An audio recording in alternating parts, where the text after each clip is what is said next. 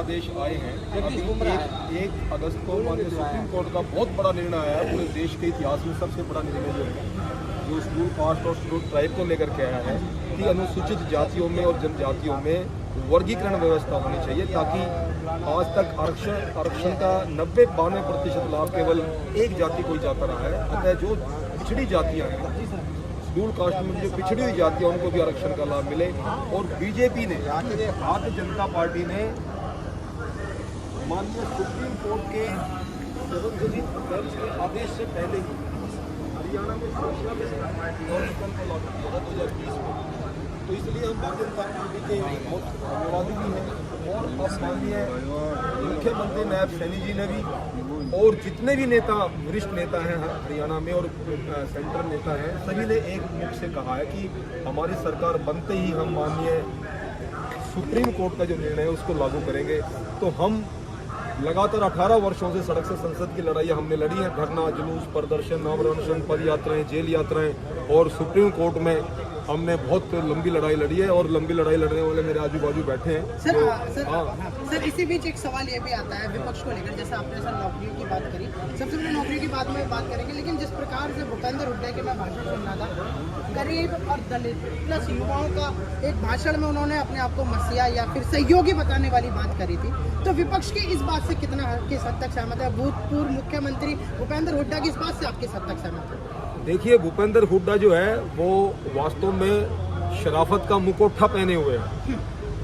शरीफ आदमी है नहीं, मुखौटा पहने हुए। 10 साल हरियाणा के मुख्यमंत्री रहे, और उनके मुख्यमंत्री रहते हुए हरियाणा की जो अति दलित जातियां हैं, तो बहुत पिछड़ी जातियां हैं, वो त्राही मान करती रही।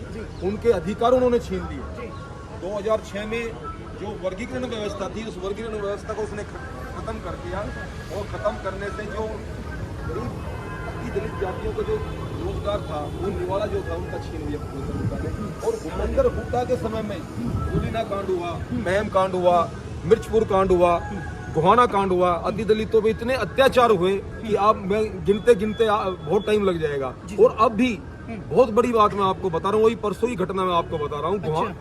जुलाना के अंदर एक नौजवान से 4-5 दबंग लोगों ने पूछा, भाई किसकी वोट दोगे? तो उस नौजवान ने कहा कि मैं भारतीय जनता पार्टी की वोट दूंगा। बोला नहीं, आपको कांग्रेस की वोट देना है। उसने कहा, बोला नहीं, भारतीय जनता पार्टी ने हमसे वादा किया है, हमारा वर्गीकरण बहाल किया है।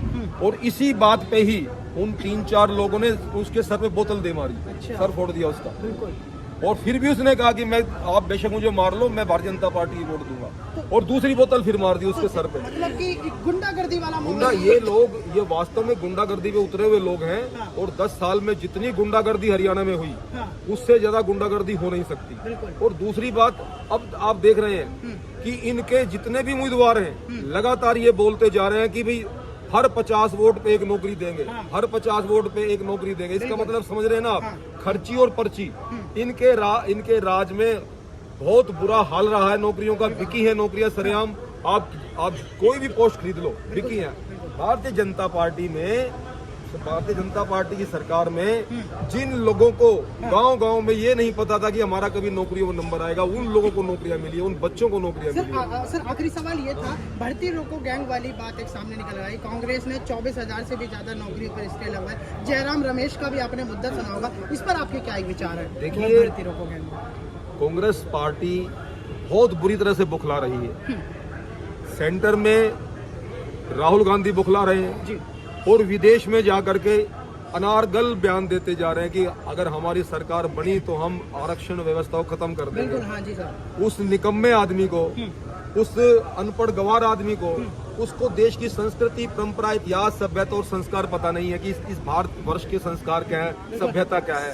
सर अमेरिका में जाके बोला, और लोकसभा चुनाव में संविधान की किताब हाथ में लेके उसके हितैषी जो बन रहे थे, और बाद में संविधान को बदलने की बात वो खुद कर रहा है। आज आपने देखा है कि देश के इतिहास में सबसे बड़ा निर्णय आया सुप्रीम कोर्ट का, और 7 जजेस बेंच का निर्णय आया, और 7 जजेस बेंच की प्रेजाइडिंग की किसने? DY चंद्रचूड़ ने। और वो लोग कह रहे हैं कि संविधान बदल दिया। मैं उन लोगों को पहले ये कहना चाहता हूँ कि पहले संविधान को पढ़ो, संविधान को पढ़िए। संविधान के article 16 clause 4 of the constitution क्या बोलता है? Article 16 clause 4 of the constitution clearly state is that it is open to the state to make reasonable classification. in order to advance or lift these classes so that they may be equally represented in the service under the state. ये article 16 clause 4 of the constitution बोल रहा है। और आरक्षण का अधिक से अधिक लाभ देने के लिए जो अंतिम छोर पे बैठा व्यक्ति है उसको आरक्षण का लाभ मिले, इसलिए राज्य सरकारें आरक्षण का वर्गीकरण कर सकती है। ये संविधान बोल रहा है। जिन लोगों ने संविधान का एक पेज नहीं पढ़ा वो कहते हैं संविधान बदल दिया। अब मायावती आकर के परसों मायावती आकर के यहाँ बोल गई है जो सुप्रीम कोर्ट का आदेश है हम उसको नहीं मानते।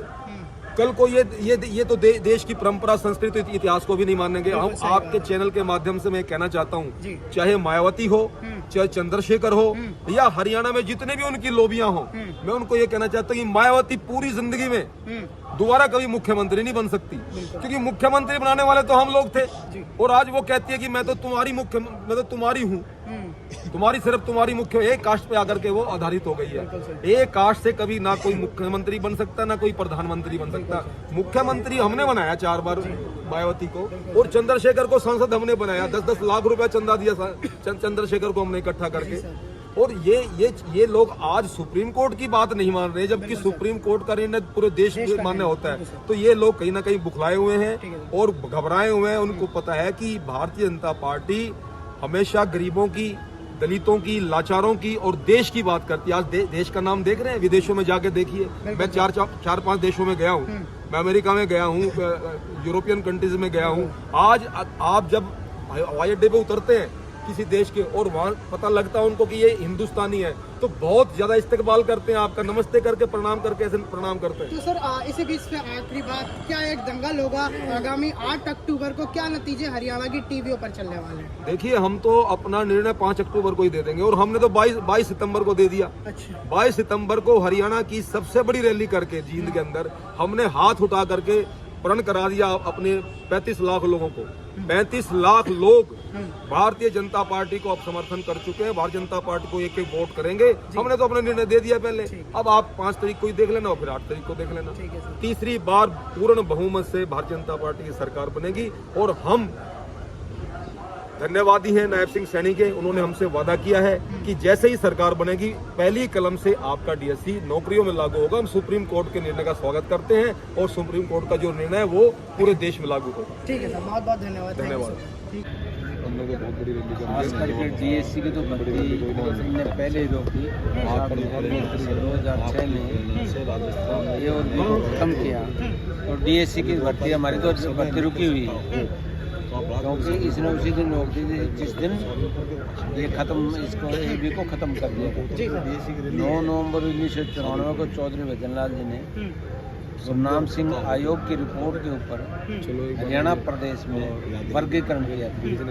उस वर्गीकरण में आधा हिस्सा चमार बिरादरी को जाता था, आधा हिस्सा अदर देन चमार ऐसी एक हो जाता था।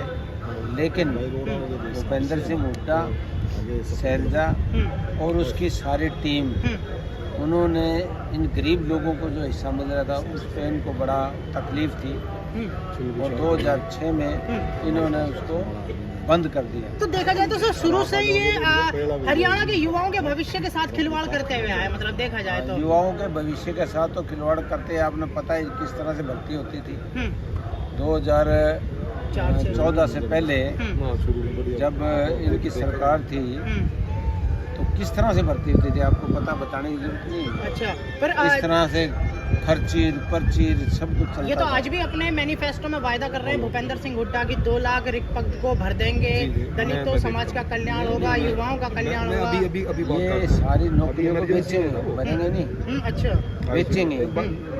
और हमारा उद्देश्य ये है कि बिल्कुल चाहिए बिना खर्चे पर्ची की भर्तियाँ हो रही है। जो काबिल बच्चे हैं किसी भी समाज के वो नौकरियों में आ रहे, और ये बहुत बड़ी मतलब उपलब्धि है। ये कोई सोच भी नहीं सकता कि हरियाणा प्रदेश में भी ये हो सकता है। ठीक है। और ये भारतीय जनता पार्टी की सरकार ने करके दिखाया। तो ये 5 तारीख को जो आगामी जो तारीख है जिस दिन महोत्सव होगा, एक तरीके से देखा जाए तो क्या एक मन बना रहे हैं? जब 5 तारीख को वोट पड़ेगा और 8 को रिजल्ट आएगा, भारतीय जनता पार्टी की सरकार पूर्ण बहुमत से बनेगी, इसमें कोई दो राय नहीं। अच्छा, किसी तरह का कोई शंका संकोच दो राय नहीं है। भारतीय जनता पार्टी की सरकार पूर्ण बहुमत से बनेगी सरकार।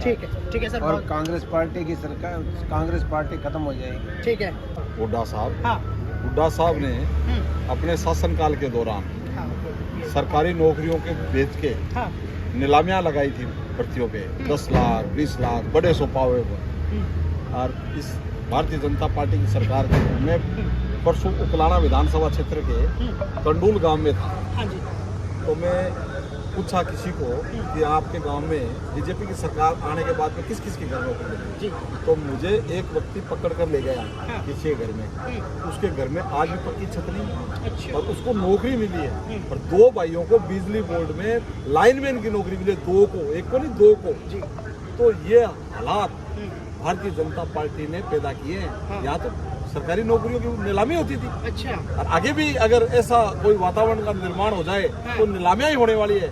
गरीब का हक छीनने वाले भूपेंद्र हुड्डा और दलितों पे लाठियां चलाने वाले भूपेंद्र हुड्डा। और पर ये जो दीपेंद्र जो राजकुमार साहब हैं, रोहतक के सांसद हैं, वो हिसाब मांग रहे हैं, कह रहे हैं हाथ बदलेगा हालात, और हरियाणा इस बार हिसाब मांग रहा है। हाथ कोई बदल देंगे देश की दुनिया के नक्शे से। अच्छा बीएससी वर्ग जब गया है कांग्रेस मुक्त कर देंगे वह आप? कांग्रेस मुक्त भारत होने जा रहा है। अच्छा जी और आने वाले समय में ना देश में से हाथ की हालात ही बदल देंगे। अच्छा जी। पर सर देखा जाए तो जैसे भूपी साहब कह रहे हैं कि जो बेरोजगारी का एक ठप्पा हरियाणा पे लगा है, दूसरी साइड बीजेपी कह रही है कि भर्ती रोको गैंग का सबसे बड़ा इसमें दोष है, तो क्या मानते हैं आप? ये सब लोग भूपेंद्र हुड्डा गैंग कोर्टों में भर्तियों को ठुकाने का प्रयास कर रहे हैं। ऐसे चलेगा नहीं जी कोर्टों में भर्तियों के लिए हरियाणा गवर्नमेंट लड़ाई लड़ रही है और सब भर्तियों से स्टे हटेगा। और देश में प्रदेश में हरियाणा प्रदेश में भर्तियों के लिए एक बहुत बड़ा आने वाला रोड में तैयार हो रहा है और हरियाणा में कोई बेरोजगार नहीं रहेगा, विशेषकर डीएससी हो रहा है। अच्छा तो देखा जाए तो प्रदेश की ही बात करें, हरियाणा में 8 तारीख को क्या नतीजे साफ होंगे? 8 तारीख को भारतीय जनता पार्टी पूर्ण बहुमत से सरकार बनाएगी, नायब सिंह सैनी मुख्यमंत्री होंगे अच्छा। और डीएससी वर्ग की पहली कलम से और आरक्षण का वर्गीकरण लागू होगा। अच्छा जी ठीक है सर, बहुत बहुत धन्यवाद।